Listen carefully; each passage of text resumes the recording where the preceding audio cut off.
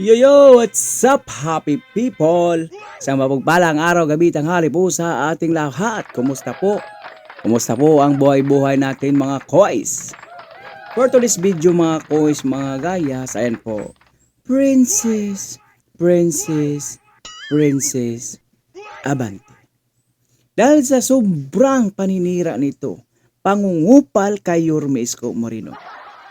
Ayan po, natalo po ang kanyang ama na si Boydila Bene Abante. Ha?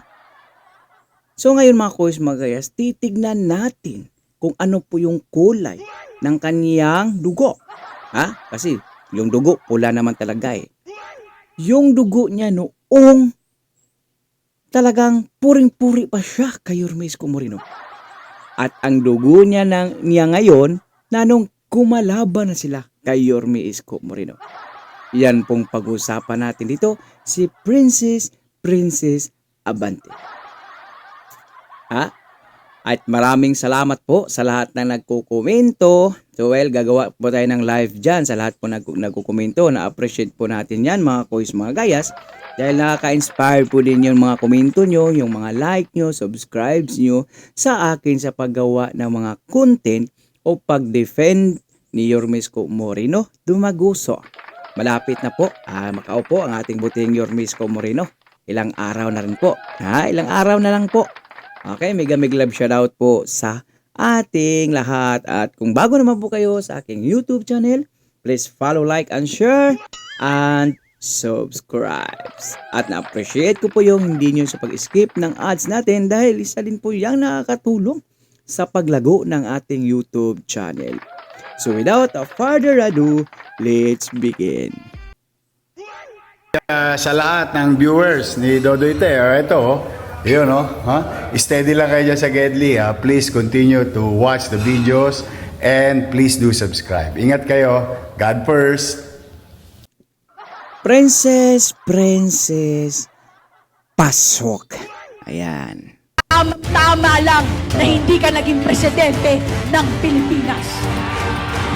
Meanwhile ago, Sa grit lang, walang kayang sumabay kay Mayor Isko pagdating sa trabaho. When he focuses, lagi niya nga sinasabi, di ba, malaki utang niya sa pamilya niya. Kasi talagang he really dedicated his life to the public. Siguro on the grit lang, when the pandemic happened, because Manila is the center of the country when it comes to economic. yes ma'am, ayan, palakpakan.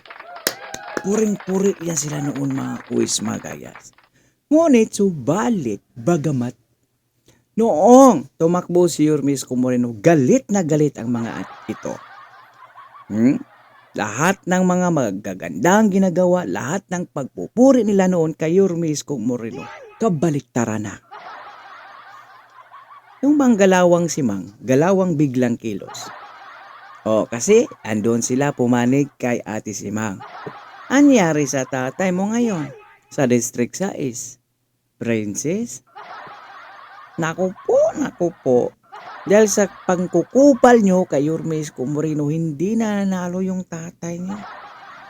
Tapos ngayon, may nabalitaan tayo na ito daw si Princess gagawing spokesperson ng Congress. Naku po, napakomment po ang ating butihing Iska o si Ma'am Daini Dumaguso, ang asawa ni Yorme Isko Moreno Dumaguso. Alam nyo ba ano yung komento ni Ma'am Daini doon? Simple lang naman. Napakasimpleng komento lang mga quiz. Walang effort na komento para dito kay Princess. Bakit walang effort? Kasi nga effort pala. Muntik nang na airport. Napakasimple lang kasi kaya, nako, walang effort na komento. Alam nyo ba ano yung sinasabi? Nako, baka ang Congress na naman ang mamalasin. Sabagay, tumpak. Bakit tumpak? Kasi nga minalas yung tatay niya. Sa sobrang paninira nito kay Yorme Isko Moreno, ayun, minalas ang tatay nila. Nagkomento si Ma'am Daini, naku po, maraming nakisimpatiya. Baka nga mamalasin talaga. Well, Talagang pagkatapos ng eleksyon, mukhang yung mga pabor dyan sa impeachment at saka pagpapadakip kay Tata Digong mukhang mamalasin na yata siguro. Lalo na itong galit na galit kay Yorme Isko Moreno. Bakit? Noong sa panahon ng kampanya, itong si Vice President Sara Duterte ay pumunta po doon sa isang rally sa may Distrito 2 at 3 sa pangampanya ni Yorme Isko Moreno. Eh naku po, nagtaasan yung kilay at mata nila. Ha? Eh bakit? Eh yung tatay nito ay kinalaban po. O, pabor po sila sa impeachment. May mga komite pa itong mga hinawakan, yung tuwadcom. Naku po, ayun tumaas yung sungay nila. Yung kilay pala. Oh, yung kilay tumaas. Nung nakita nila, andun si Sara kasama si Yorme at si Amy Marcos pa. Ayun, galit na galit lalo. Anyari, kinarma. Natalo yung tatay nito, mga kuwis. Sa District 6. Congrats to Joey Oy. Pagpatuloy natin yung pampupuri niya noon.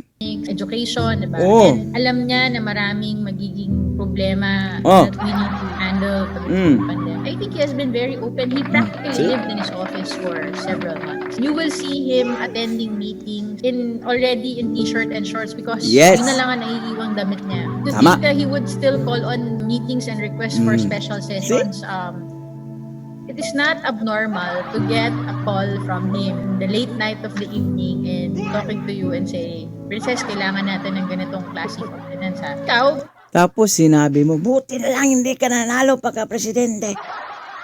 Mga ginagawa mo nung sa pandemya, pagpapatayo ng bahay, paralan, ospital, hindi significant effects o makabuluhan.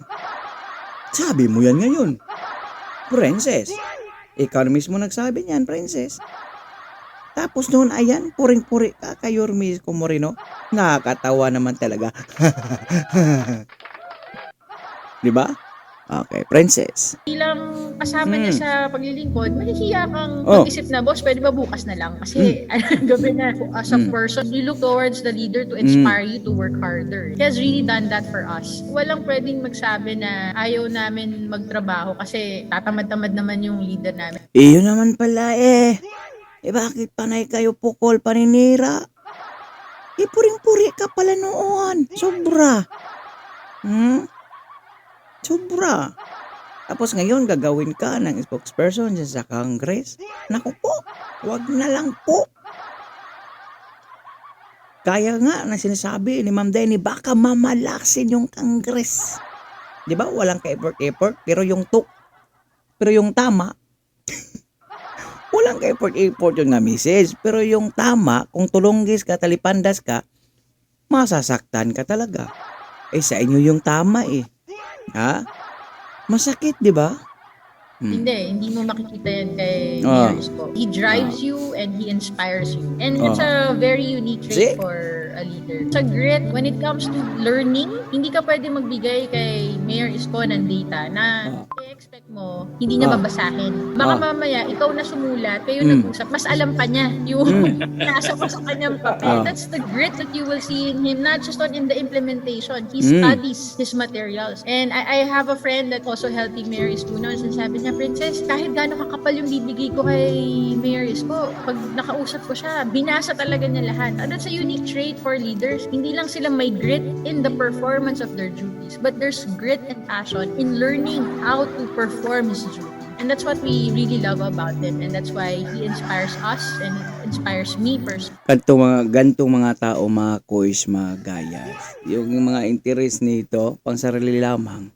Hindi pang constituent, hindi pang taong bayan. Bakit natin nasabi? Yung kredibilidad ng isang tao makikita talaga sa inyong anyo.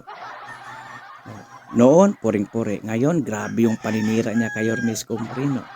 So, nung tawag natin dyan, sabay sa Agos, basta kumikita sila, basta nakabenepisyo sila, andun sila. O ngayon, puring-puri sila kay Lacuna. Tapos ang masama si Yorme Isko Moreno na. Wow, palakpakan. Sige, pagpatuloy mo na. To continue on for the city of Manila and now, of course, for the whole country. If we have that kind of leader that works hard when it's not campaign season and campaign season, wala ka na dapat isipin pang iba. Huwag mo nang pakawalan yan dahil yan sigurado magtatrabaho para sa taong bayan. Kita nyo mga kois, mga gayas. Basta babanatan mo talaga si Isko, tapos yung mga banat mo, walang katuturan, walang katotohanan. Ang bilis po ng karma. Galing kay Yorme Isko Moreno para sa inyo. Solidong solido. Di ba? Ulats, talo yung tatay mga kois, mga gayas. Kasi pag mabuting tao talaga, di mo basta-basta yan sisiraan. Di maniniwala yung taong bayan sa'yo, lalo lahat. May mga resibo na nagawa dyan sa City of Manila. Sa panahon ng pandemya, kitang-kita yung pagmamahal niya. Siya na nagsabi, mas pinili pa yung taong bayan kaysa pamili ni Yorme Isko Moreno. Tapos, ngayon mukhang nabaliktad na, mukhang si Mayora na, Lacuna, napakaganda, napakagaling. Marami daw nagawa. Tapos, napakasama na. Mabaho pa sa itats si Yorme Isko Moreno. Wow! Ang galing nyo. Napakagaling nyo po, Ma'am Princess. Sana naman po, magsabi po tayo ng buong katotohanan. Para yung tao, yung utaw, maniniwala sa atin. Walang magkukurik sa atin. Hindi naman to bashing. Hindi po tayo basher nito mga kois, mga gayas.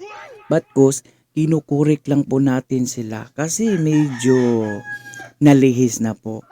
Hindi na po tama yung mga ginagawa nila. Sila na mismo. Makikita natin sa kanilang gesture, sa speech, pananalita. Compare mo noon at saka ngayon. See? Diyan mo makikita mga kois, mga gayas, yung tunay na kaibigan. Kasi masusubok yung tunay na kaibigan sa panahon ng kagipitan. Masusubok ang tunay na samahan sa panahon ng kagipitan. Ayan, nasubok na po sila. Subok na po sila. At nakikita ni Yorme, nakikita natin, ganyan silang ugali ng tao. Ganyan silang klaseng tao. Bakit?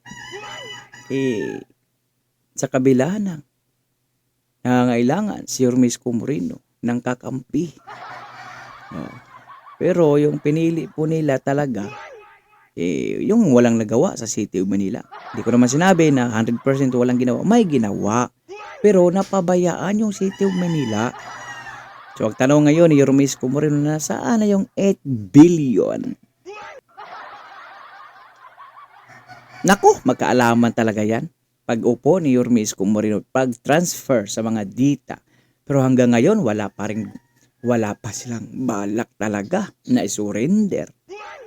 Yung pamalaan, yung mga papilis na kinakailangan ng isang panggugobyerno kasi bagong gobyerno na. Babaguhin, ibabalik muli ni Yorme Isko Moreno noong 2019 na kung paano siya magiging isang ama o mayor dyan sa City of Manila. Tapos yung Mike Abe naman na hari ng ka-fake newsan mga kois, mga gaya. Kailan ba Mike Abe? Balik-balikan talaga kita, Mike Abe. Mike Evil Abe. Kailan ba nag-utos si Yorme Isko Moreno na mag-wash out, maglinis kayo? Kusang loob yan ng mga kawani. Dahil ayaw din nilang matanggal. Kusang loob yan. Kasi kitang-kita na nila kung sino yung nananalo, kung sino binuto ng taong bayan ng mga Manilinyo. Kaya nagkusa na sila. Tapos, sasabihin mong nag-utos.